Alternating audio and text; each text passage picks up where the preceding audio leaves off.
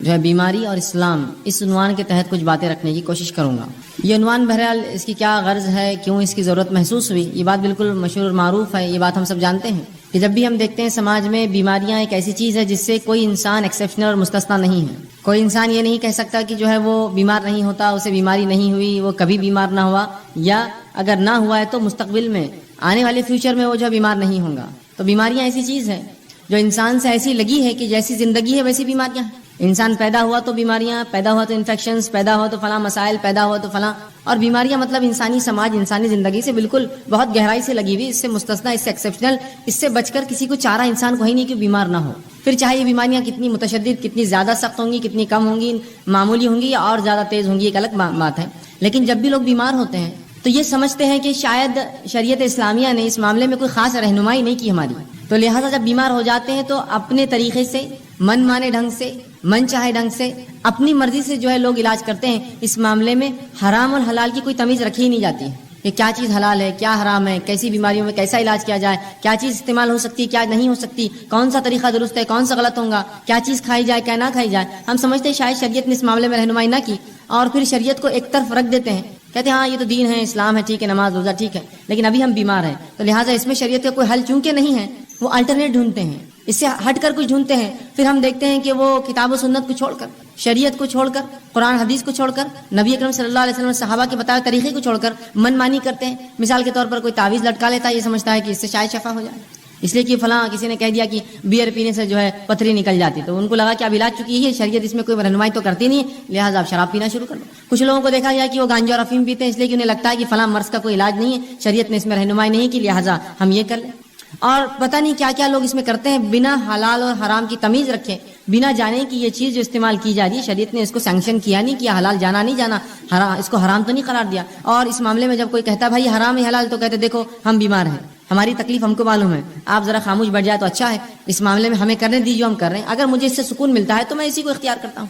جیسا بہت سے لوگوں کو مرغی کا مسئلہ ہوتا ہے تو دن بھر گانے سنتے رہتے ہیں، کار میں بیٹھے گانا لگا دیا، موبائل ہینڈ سیٹ میں گانا لگا دیا، گھر کے اندر گانا لگا دیا، اس لیے کہ ان کو لگتا ہے سکون اس کے بغیر حاصل نہیں ہوگا، جبکہ شریعت نے واضح طور سے بتایا کہ حرام چیزوں سے علاج نہیں ہو سکتا ہے۔ تو ہم یہ سمجھتے ہیں جب بیمار ہو جاتے ہیں کہ شاید اب شریعت میں ایسی کوئی رہنمائی نہیں، لہٰذا منمانی کی جائے، اب جو چاہے کرو، جیسے چاہے علاج کرو، حرام حلال کی کوئی تمیز نہیں، چاہے میوزک کا اس میں استعمال ہو، چاہے ناچنا گانا اس میں پڑے، چاہے شراب پینا پڑے یا کوئی اور کام کرنا پڑے، سب کرو، اس لیے کہ اس معاملے میں ہم جو ہے لاوارث جیسے یا بنا سرپرستی کے چھوڑ دیے گئے، اب بہرحال معاملہ ہم کر سکتے ہیں۔ اسی لیے اس عنوان کو ہم نے خاص طور سے انتخاب کیا کہ اسلام کیسے رہنمائی کرتا بیماری کے تعلق سے، بیماری اور اسلام کہ ان دونوں کا تعلق ہے۔ نبی اکرم صلی اللہ علیہ وسلم جو ہے ساری انسانیت کے لیے آئے تھے، اور آپ نے تمام ان شعبوں کے اوپر جو ہے رہنمائی کی، مسلمانوں کی اور انسانوں کی، جو شعبے انسانوں کو جو ہے جو باتیں ان کے جو ہے درپیش آتی ہے، یہ کیسے ہو سکتا ہے جو شریعت اتنی باریک باریک باتوں کو بیان کرے، وہ اتنا بڑا ایک شعبہ انسانی زندگی کا بیماری اس کو چھوڑ دے اور ہماری رہنمائی نہ کرے، بلکہ شریعت نے رہنمائی کی، بہت زبردست رہنمائی کی، بہت گہرائی سے رہنمائی کی، بہت اچھے ڈھنگ سے رہنمائی کی۔ یہ ہماری بدنصیبی ہے کہ اس چیز کو ہم جاننے کی نہ کبھی کوشش کرتے ہیں، نہ اس پر ہم نے کبھی عمل کیا، اور ہماری ان کوتاہیوں کو ہم یہ سمجھتے ہیں کہ شریعت نے اس معاملے ہماری رہنمائی نہیں کی۔ یاد رکھیے، اس کو جاننے کی ضرورت ہے۔ جب آپ شریعت کو پڑھیں گے، یہ شریعت ایسے ایسے شعبوں میں، ایسی ایسی جگہوں پر رہنمائی کرتی ہے جہاں ہم توقع بھی نہیں کرتے کہ ہاں شاید رہنمائی ہوئی۔ مثال کے طور پر ایک انسان اپنی ازدواجی زندگی، میاں بیوی کے رشتے کیسے قائم رکھے، شریعت نے یہاں بھی رہنمائی کی۔ کچھ لوگ سمجھیں گے یہ تو بے حیائی ہے، یہ بے حیائی نہیں، یاد رکھیے یہ طریقہ زندگی ہے۔ اگر وہاں رہنمائی نہ کرتا تو پھر انسان تو منمانے ڈھنگ سے اختیار کرتا اور انسان جانور بن جاتا۔ تو اس جگہ بھی شریعت نے رہنمائی کی جس جگہ کے اندر جو ہے عموماً لوگ جو ہے شرمائیں گے کہنے کے لیے، اور نبی اکرم صلی اللہ علیہ وسلم نے جو کہ سب سے باحیا شخصیت تھی، وہ باتیں بھی بتائی حیا کے باوجود، تاکہ آنے والی نسلوں کو اس مسئلے میں بھی رہنمائی ہو۔ تو وہ دین اور شریعت اور وہ نبی کیسے لوگوں کو اس معاملے میں رہنمائی نہ کرے کہ بیماری کا کیا معاملہ ہے، بیماری میں اسلام کیا معاملہ دیتا ہے، بیمار کے ساتھ کیا سلوک ہو، کن چیزوں سے علاج کیا جائے، کون سی چیزیں حلال ہے، کون سی چیزیں حرام ہے، کن چیزوں کی تاکید کی گئی، صحت کی حفاظت کس طرح کی جائے، صحت کی اہمیت کیا ہے، بیمار ہو جائے تو کیا کیا کیا جائے، بیماری بڑھ جائے تو کیا کیا ہے، بیمار پرسی کے لیے کیا کیا جائے، اگر مرض الموت اتنا اس کا مرض بڑھ گیا کہ موت کی قریب ہے تو موت کے قریب کیا کیا جائے، اگر مرنے لگے تو مرتے وقت کیا کیا جائے، اور اگر مر جائے تو مرنے کے بعد کیا کیا جائے۔ یہ تمام رہنمائی شریعت نے کی ہے۔ مکمل طور سے ہمارے بیماری سے لے کر علاج سے لے کر شفا یا غیر شفا کی حالت لے کر اور پھر موت اور پھر بالکل موت کے بعد کے تمام معاملات بتائے۔ میں انشاءاللہ عزیز آپ کو بیماری کے تعلق سے حلال و حرام چند باتیں، وہ چیزیں جن سے نبی اکرم صلی اللہ علیہ وسلم نے علاج کیا، اور وہ چند رہنمائی کی بیمار سے کیسے بیمار پرسی کرے، بیماری کا مومن کو کیا فائدہ ہوتا ہے، یہ تمام باتیں آج آپ کے سامنے رکھنے کی کوشش کروں گا۔ میں نے آپ کے سامنے جو ہے سورہ بنی اسرائیل سورہ نمبر 17 اس کی آیت نمبر 82 تلاوت کی اللہ فرماتا ہے وَنُنَزِّلُ مِنَ الْقُرْآنِ مَا هُوَ شِفَاءٌ وَرَحْمَةٌ لِّلْمُؤْمِنِينَ کہ ہم نے جو قرآن کو نازل کیا اس کے اندر جو ہے مومنوں کے لیے شفا اور رحمت ہے وَلَا يَزِيدُ الظَّالِمِينَ إِلَّا خَسَارًا اور ظالموں کو اس کے میں خسارے کے علاوہ ظالموں کو اس سے نقصان کے علاوہ کچھ نہیں ملتا. مطلب یہ پتا چلا کہ اللہ رب العزت نے جو قرآن نازل کیا اس میں شفا ہے, یاد رکھیے. اور شفا جسمانی, شفا نفسیاتی یا روحانی جس کو ہم کہتے ہیں, دونوں ہی شفا قرآن میں ہے. ایک آدمی جس پہ کوئی جن حاوی ہو یا مریض ہو کسی بیماری کا ذہنی اعتبار سے, آپ قرآن پڑھیے, آپ دیکھیں گے اس کو سکون و اطمینان ملتا ہے. تو یہ روحانی شفا بھی ہے. اسی طرح جسمانی شفا بھی ہے. بہت ساری بیماریوں میں نبی اکرم صلی اللہ علیہ وسلم نے قرآن کو پڑھنے کی تاکید کی. قرآن کے فضائل میں یہ تمام باتیں بہرحال آ سکتی ہے. آپ فضائل قرآن کے عنوان پر یہ باتیں جو ہے پڑھ سکتے ہیں, تحقیق کر سکتے ہیں. بہرحال آئیے, تو اللہ نے فرمایا کہ ہم نے اس قرآن کو نازل کیا جس کے اندر مومنوں کے لیے شفا ہے اور رحمت ہے, اور ظالموں کو اس کے اندر خسارہ ہے. ظالموں کے لیے تو قرآن نقصان ہے, اس لیے کہ اللہ کی کتاب مان کر اس کو نہیں پڑھتے, ان کے لیے ہدایت نہیں ہے اس کے اندر, لہٰذا وہ خسارہ اٹھاتے ہیں. ورنہ مومنین کے لیے تو شفا ہے اور رحمت ہے اس قرآن کے اندر. اور اسی مقصد کے تحت اللہ نے اس کو نازل کیا. وَنُنَزِّلُ ہم نے اس کو نازل کیا یہ مقصد کے تحت کہ مومنوں کو شفا اور رحمت اس سے حاصل ہو, اور ظالموں کو اس سے نقصان کے سوا اور کچھ حاصل نہیں ہوتا, یاد رکھیے. اسی طرح نبی اکرم صلی اللہ علیہ وسلم کا ایک فرمان سنن ابن ماجہ کی ایک حدیث میں نے آپ کے سامنے تلاوت کی. اللہ کے رسول صلی اللہ علیہ وسلم فرمایا کہ اللہ رب العزت نے ایسی کوئی بیماری نہیں جس کو نازل کیا.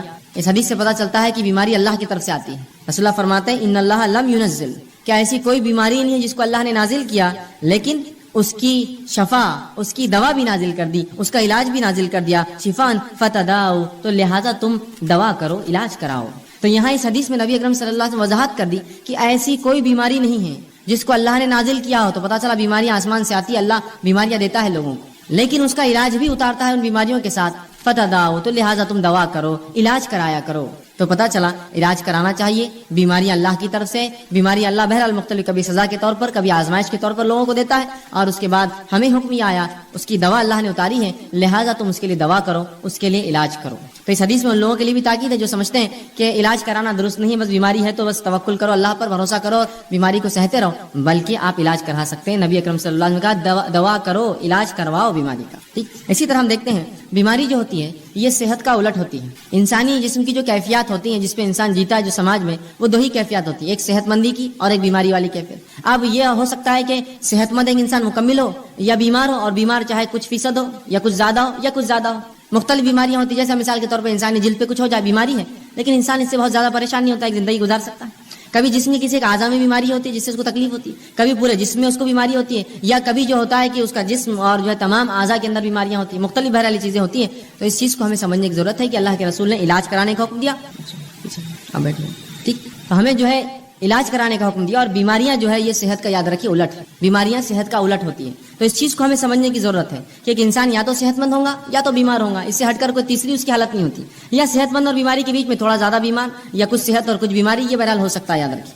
تو ہمیں اس بات کو سمجھنے کی بہرحال یہ ضرورت ہے کہ انسانی سماج میں ہماری جو زندگیاں ہوتی ہیں اس کی دو ہی حالت, یا تو صحت مند یا تو انسان بیمار ہوتا ہے. اسی طرح صحت جو ہے یہ ایک بہت عظیم نعمت ہے اللہ رب العزت کی, یاد رکھیے. صحت ایک عظیم نعمت ہے, اس لیے کہ اس کے تعلق سے بار بار نبی اکرم صلی اللہ علیہ وسلم نے بیان کیا ہے. تو صحت کو ہم غنیمت جانیں, اس عظیم نعمت کا ہم جو ہے زبردست فائدہ اٹھائیں. آئیے, صحت کتنی عظیم نعمت اور دولت ہے. نبی اکرم صلی اللہ علیہ وسلم فرماتے ہیں, صحیح مسلم کی روایت, آپ نے فرمایا قوی مومن بہتر ہے اس اور اللہ کے نزدیک زیادہ محبوب ہے بنسبت اس کے جو کمزور مومن ہے.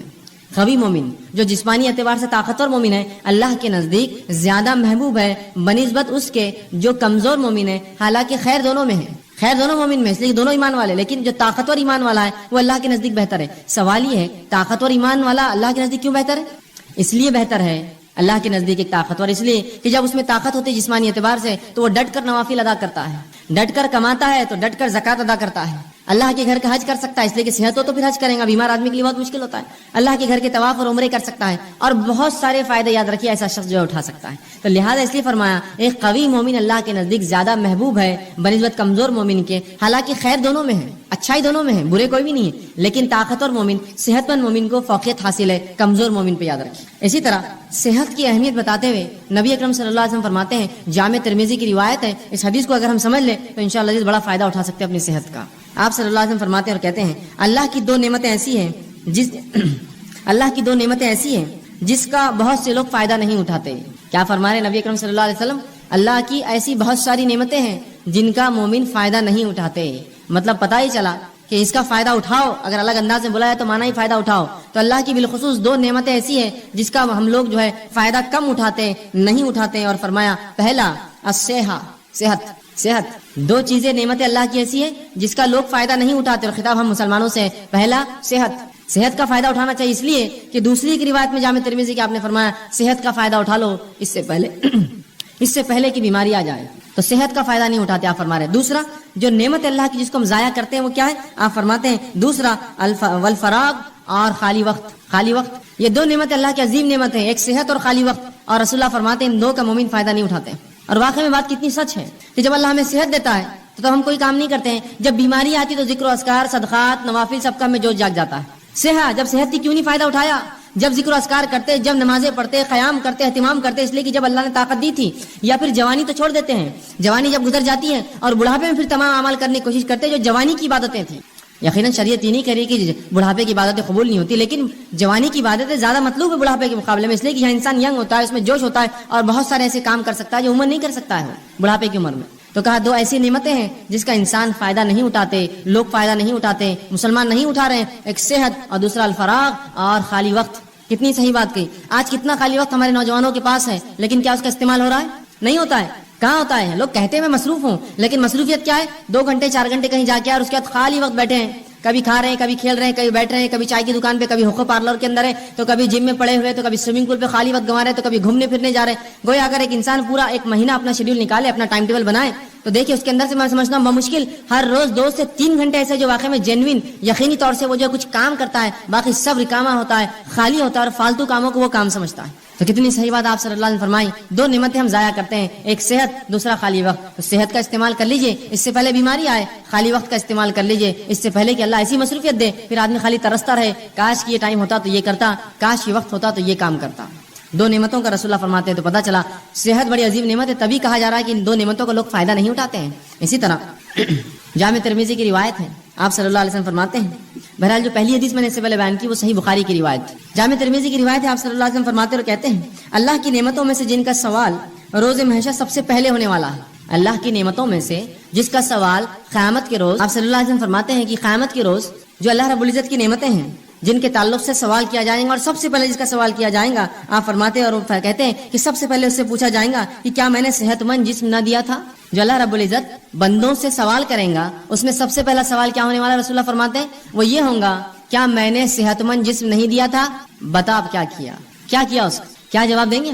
اللہ صحت دی تھی میں نے تو منشیات میں, نشوں میں, تمباکو خوری کے اندر, سگریٹ نوشی کے اندر جسم کو برباد کیا, کھیل کود کے اندر, وہ کام نہیں کر پایا. یہ جواب دیں گے. سوال ہونے والا ہے, صحت دیا تھا, جسم دیا تھا, اچھا کیا استعمال کیا, کتنی نمازیں پڑھی, کتنے نوافل کا اہتمام کیا, مال و دولت دیا تھا اس کا صحت دی تھی, کتنے حج اور عمرے کیے تو نے, کیسی اپنی صحت کو لگایا, میری راہ میں کوئی کوشش کی, مومنوں کی کبھی مدد کی, مصیبت زداؤں کے لیے آگے بڑھا, جو جسمانی قوت تھی اس کا استعمال کیا, اس کے ساتھ مالی اثر. سوال ہونے والا جسم دیا تھا, کیا جواب دیں گے ہم؟ بلکہ ایک روایت میں آتا ہے کہ اللہ پوچھیں گا میں نے جسم دیا تھا, کس چیز میں اس کو برباد کیا تو نے, اس جسم کو کہاں لگایا, وہ جسم تو نے کہاں اس کو بوسیدہ کر کے آیا, کیا جواب دیں گے ہم؟ آج ہم دیکھتے ہیں کہ لوگ یا ہمارے نوجوان طبقہ جو ہے بوڑھے ہوتے جا رہے ہیں, کام کر کے تھک گئے, اور نوجوان سستی اور کاہلی کے اندر اتنے ہی زیادہ آگے بڑھے ہوئے کہ انسان گھر کا بوڑھا کام کر کے تھکا ہوا ہے, اور نوجوان جو ہے بالکل آرام کر رہے ہیں, ان کو کوئی فکر نہیں نہ گھر کی, نہ کمانے کی, نہ آگے چیزوں کی. اللہ رب العزت کو یاد رکھیے, اگر اللہ نے کتنا بھی دیا, یہ جسم جو اچھا دیا ہے صحت مند, قیامت کے روز سوال ہونے والا کیا, پہلا سوال یہ ہونے والا ہے اچھا جسم دیا تھا, یہ سوال ہوگا.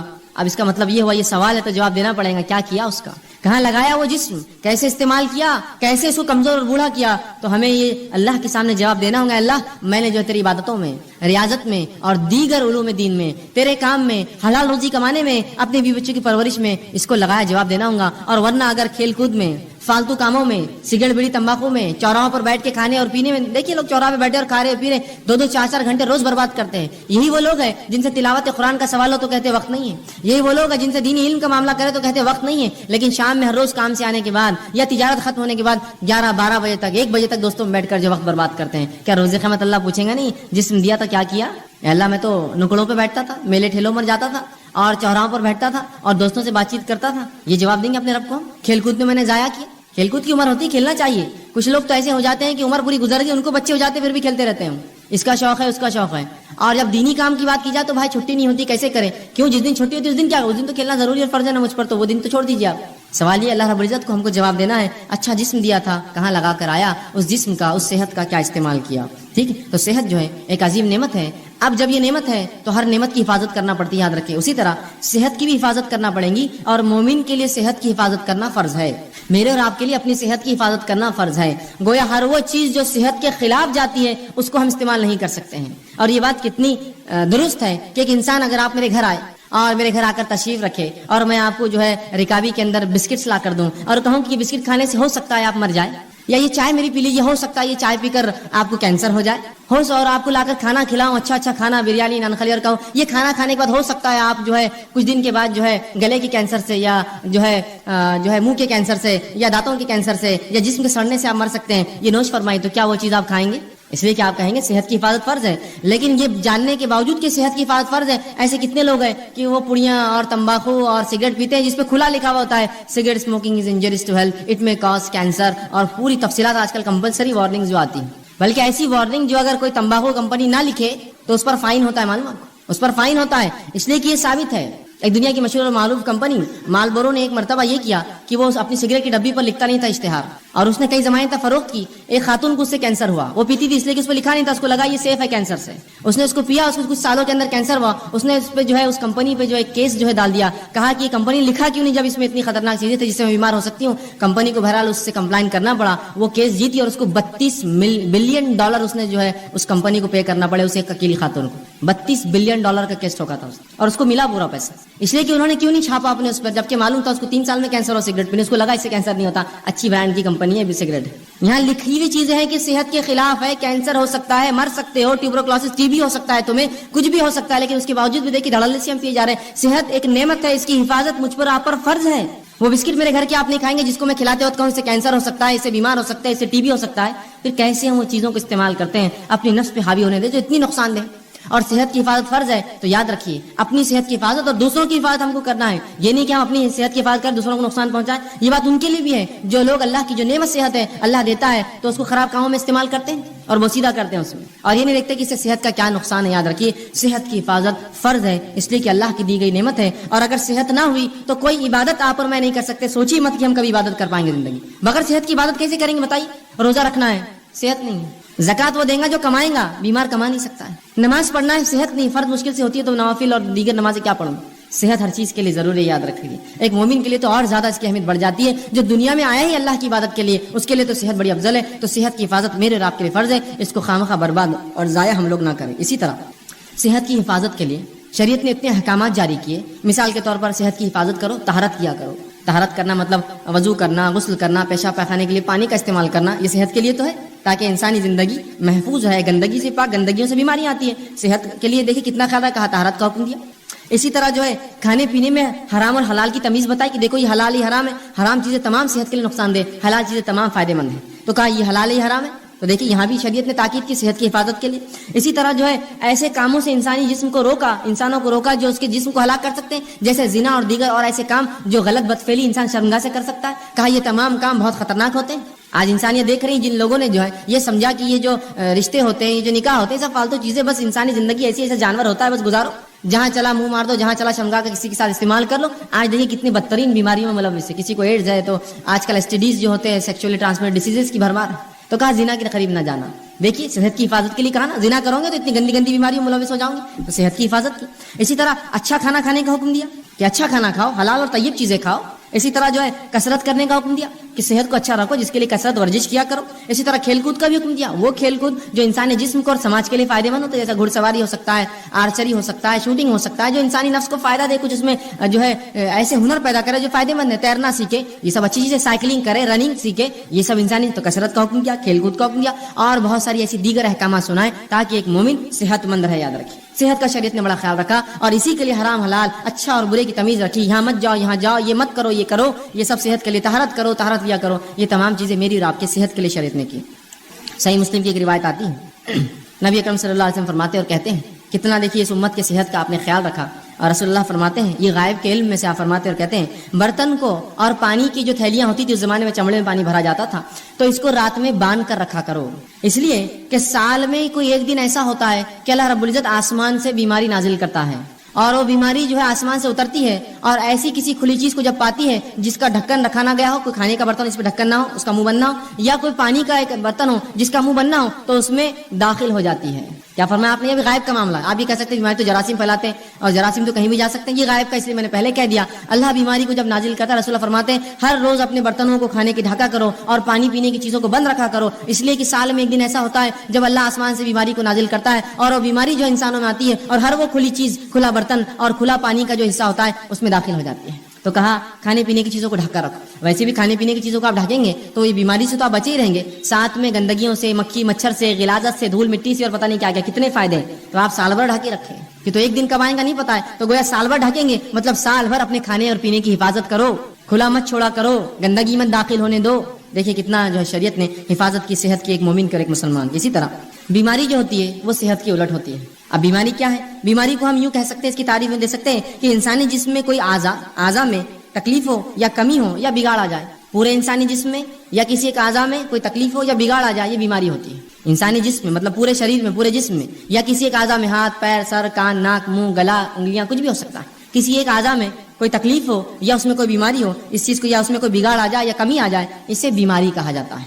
سر درد ہو رہا ہے، بلڈ پریشر ہے، شوگر ہے، یہ پورے جسم کی بیماریاں خون کے اندر رہتی ہیں. ہاتھ میں تکلیف ہے، ہاتھ کھینچتا ہے، پیر میں فلاں ہے، انگلیاں خراب ہو جا رہی ہے، فلاں ہوتا ہے، کان میں ٹیچ، تو یہ اعضا کی بیماریاں. تو کوئی بھی چاہے پورے جسم میں کوئی چیز ہو تکلیف دے یا جو ہے کسی اعضا میں، اسے بیماری کہا جاتا ہے، یاد رکھیں. اسی طرح بیماری جو ہوتی ہے یہ مومنوں کے لیے آزمائش ہوتی ہے، یاد رکھیں. بیماری مومنوں کے لیے آزمائش. اور اللہ رب العزت مومنوں کو کیوں آزماتا ہے؟ وہ اس لیے آزماتا ہے تاکہ جانے، جانچے، پرکھے کہ جب ہم دعویٰ کرتے ہیں ایمان کا تو کتنے سچے ہم دعوے میں، اور جب اللہ اس دعوے کے مطابق آزمائش کرتا ہے تو کتنے کھرے اس آزمائش میں اترتے ہیں. تو اللہ رب العزت مومنوں کو آزماتا ہے بیماری کے ذریعے. تو یاد رکھیے مسلم کی روایت، صحیح مسلم اور مسند احمد کی، آپ صلی اللہ علیہ وسلم فرماتے ہیں مومن کا معاملہ بڑا عجیب ہے. جب اللہ اسے فراوانی دیتا ہے، خوشحالی دیتا ہے تو اللہ کا شکر بجا لاتا ہے، یہ اس کے لیے خیر ہے، ثواب کا باعث ہے. اور جب اللہ تنگ دستی دیتا ہے، مصیبت دیتا ہے، پریشانی دیتا ہے، بیماریاں دیتا ہے تو تب صبر کرتا ہے، یہ اس کے لیے خیر اور باعث کا معاملہ ہوتا ہے. اور یہ معاملہ سوائے مومن کے کسی اور کا نہیں ہوتا. مطلب مومن کے تمام معاملے خیر اور برکت والے ہیں کہ اگر اللہ نے فراوانی دی اللہ کا شکر ادا کرتا ہے، اس کا اجر پاتا ہے. اللہ نے تنگ دستی دی، مشکل دی، بیماری دی تو اس پر صبر کرتا ہے اور ان دونوں کے اندر وہ جو ہے بدلہ پاتا ہے. اسی طرح سنن ابن ماجہ کی روایت ہے، آپ صلی اللہ علیہ وسلم فرماتے ہیں سب سے زیادہ جو لوگ انسانوں میں آزمائے جاتے ہیں، سب سے زیادہ جو لوگ انسانوں میں آزمائے جاتے ہیں وہ سب سے پہلے ہوتے ہیں انبیاء علیہ الصلوۃ والسلام. یہ سب سے زیادہ آزمائے جاتے ہیں.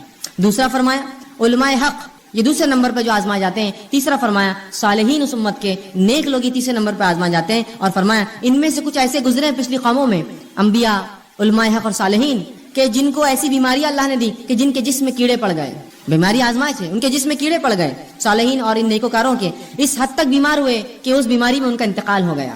اسی طرح کچھ ایسے تھے اللہ نے ایسی غربت دی، اتنا غریب بنایا کہ سوائے ٹاٹ کے کپڑے، کھدر جو موٹے کپڑے ہوتے پہننے کے ان کے پاس نصیب نہ تھا. اور آگے فرمایا پہننے کو کچھ نہ تھا سوائے ٹاٹ کا کپڑا، لیکن اس میں وہ اس سے زیادہ خوش تھے جتنا تم فراوانی اور خوشحالی میں خوش رہتے ہو. مطلب یہ انبیاء، یہ علماء حق اور یہ صالحین ان بیماریوں میں، ان پریشانیوں میں، ان غربت میں بھی اتنے خوش تھے، اتنے مطمئن تھے کہ جتنے ہم لوگ خوشحالی میں خوش نہیں ہوتے ہیں. اس لیے کہ یہ انبیاء، یہ علماء حق، یہ صالحین جانتے ہیں کہ یہ آزمائش اللہ کی طرف سے ہے اور ہر آزمائش کا مومن کو کیا ملتا ہے؟ بدلہ ملتا ہے. تو جب بھی ہماری آزمائش ہو یاد رکھیے ہم صبر کریں. اور اللہ رب العزت کسی بھی انسان کو اس کے طاقت سے زیادہ نہیں آزماتا. اللہ سبحانہ تعالیٰ سورہ بقرہ سورہ نمبر 2 آیت 286 میں فرماتا اور کہتا ہے لا یکلف اللہ نفسا الا وسعها. اللہ کسی نفس کو اس کے طاقت سے زیادہ نہیں آزماتا. یاد رکھیے مجھے اور آپ کو ہماری طاقت سے زیادہ نہیں جو ہے آزماتا ہے، بلکہ جتنی طاقت ہے اتنی ہی آزمائش آتی ہے. تو اگر بیماری دی تو یہ طاقت تھی تب دی، مصیبت دی طاقت تھی تب دی، کسی نعمت کو دے کر چھین لیا یہ طاقت تھی تبھی چھینا. اللہ کسی کو اس کے جو ہے برداشت سے زیادہ نہیں آزماتا. اور اللہ کا معاملہ تو ہر بار یہ ہوتا ہے. سورہ بقرہ سورہ نمبر 2 آیت 175 میں فرمایا اور کہا یرید اللہ بکم اليسر ولا یرید بکم العسر، کہ اللہ رب العزت تو تمہارے ساتھ آسانیاں کرنا چاہتا ہے، وہ تمہیں مشکلات میں نہیں ڈالنا چاہتا ہے. تو یہ بیماریاں میرے اور آپ کے لیے آزمائش ہے. اب جب بھی کوئی بیمار ہو تو ہم صبر کریں، اس لیے کہ صبر کرنے والوں کے تعلق سے سورہ بقرہ سورہ نمبر 2 آیت 156 میں کہا فبشر الصابرین، کہ صبر کرنے والوں کو بشارت دو.